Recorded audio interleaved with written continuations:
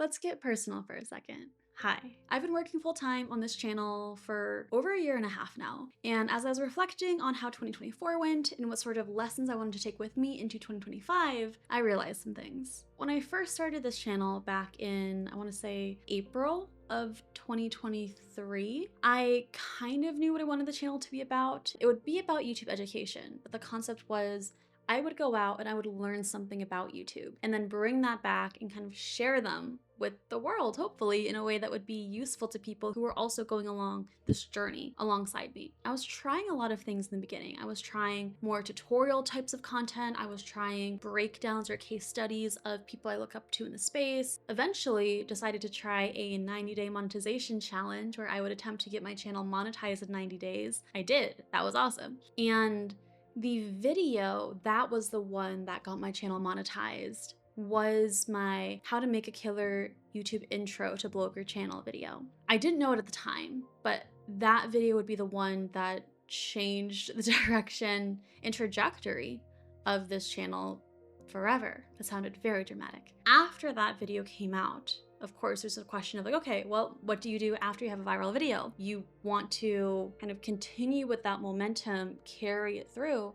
So I made a follow-up to that, which was how to make a killer YouTube thumbnail to blow up your channel. And that video also performed very, very well. At this point, I was thinking, okay, where do we go from here? They say niche down to blow up, so that's what I did. Now, if you look into my channel, you can see that I do have a couple more videos I'm calling my killer video series. I've also had videos outside of that series, but still very YouTube related, and all of which were focused on giving very comprehensive, tangible, actionable value based off of the research that I was doing within the space. And this type of consistency is pretty important for channel growth. In my most recent video that I posted, which I would highly recommend to see if you haven't seen it already, one of my favorites that I've made, I touched upon the importance of having what I call a consistent viewer experience, which is the idea that if a viewer clicks onto any one of your videos, even if the topics aren't exactly the same, the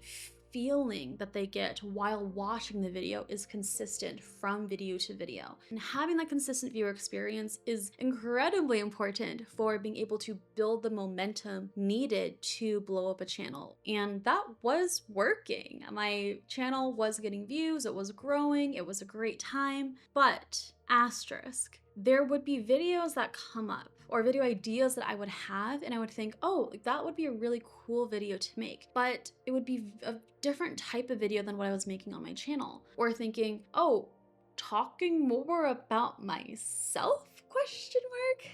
I came to this realization as I was talking with a friend that I rarely use the word I in my videos. And again, it makes sense. The main purpose of my videos on this channel are not to talk about myself, but they're to deliver value to you guys. So it makes sense that I don't use the word I. But I feel like in general, one of my strengths and something that I do enjoy is just being able to build in public or talk more about my journey and be transparent and show the behind the scenes of what's been happening. I realized that with this bucket, this format of content that I was creating within, it didn't really give me a lot of room to share more about myself or that type of content. And to be fair, I think that some of my personalities come across both in how I choose to edit certain things or how I script certain things, but nothing like this where we're just kind of talking face to face. Even as I was considering trying to show more of my personality in my videos, I would feel myself pulling back,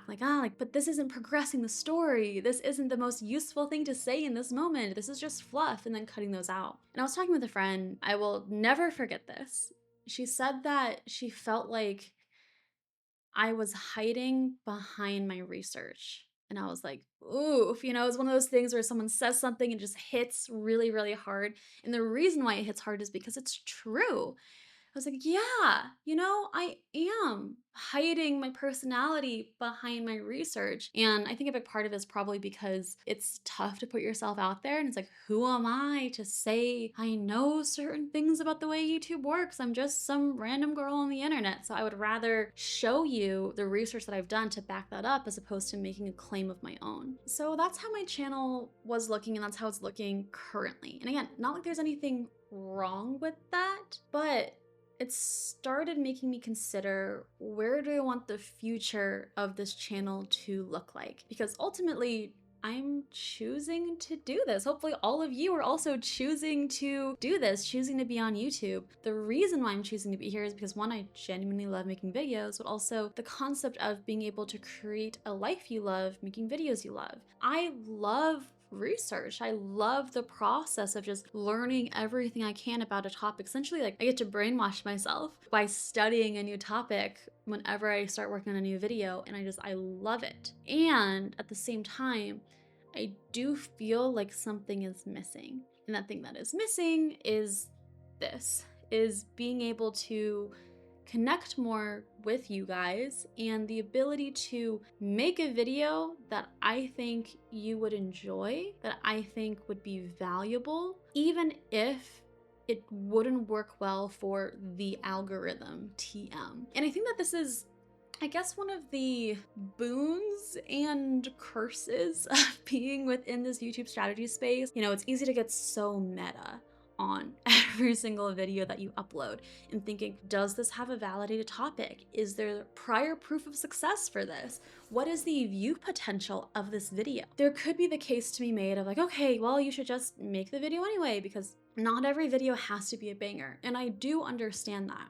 But at the same time, I think that specifically within this niche, again, it gets weird, it gets very meta. The optics of a YouTube strategy channel matter, I think, a little bit more than the optics of other types of videos, because if a video doesn't perform well, then I'm gonna get comments from people being like, she doesn't know what she's talking about. She has a video that only got X number of views. Of course she doesn't know how to blow up on YouTube. Nobody should be listening to her. Blah, blah, blah, blah, blah. and I know that, you know, you're gonna get hate no matter what you do. That's just part of the process, unfortunately. But that doesn't mean I want to willingly invite more of that into this space. And, you know, I read all the comments and those can be hurtful, and I would rather avoid that if possible. Apart from that as well, there's a concept of just not wanting to give you guys whiplash of like, okay, this is gonna be a super well-researched video versus this is gonna be an Aprilynne talks about her journey type of video versus this is gonna be a more technical tutorial about how she does something. And then when each video comes up, you don't get that consistent viewer experience. You don't know what to expect. And also, the production value of these videos would probably be different as well. I hold myself to such a high production quality standard for most of the videos that you've seen on my channel, and I want that quality to just continue to improve. But for something like this, obviously you're seeing this and you're like, this, if you've seen another one of my videos, this feels different to watch. This is not scripted. Probably very obvious at this point. This is not scripted. This is just me talking. I have bullet points, but it's very different, and the editing style is very different. So all of that being said, as I was reflecting on 2024 and thinking about the videos that I made and how those felt to make and what the reaction to those videos were, and thinking about going into 2025 and what strategy I wanted to focus on in this next year, I came to a decision. I am starting a second channel. And here's the way that's going to work, at least in my head. The main channel, which is the one that you're watching this video on right now, the Aprilynne Alter channel, if you will be reserved for the well-researched videos on validated topics, on topics that have proof of prior success, on topics that have a high view potential. The second channel, and the new channel, is going to be for more experimental content or content outside of that key format. And in my head, I'm envisioning a few core buckets. So one of them is going to be behind the scenes build in public videos where I share kind of how I'm thinking about the channel strategy-wise, maybe if I try some experiments on the main channel, what the results of those were, looking into the analytics, sponsorships, hiring, behind the scenes, things like that.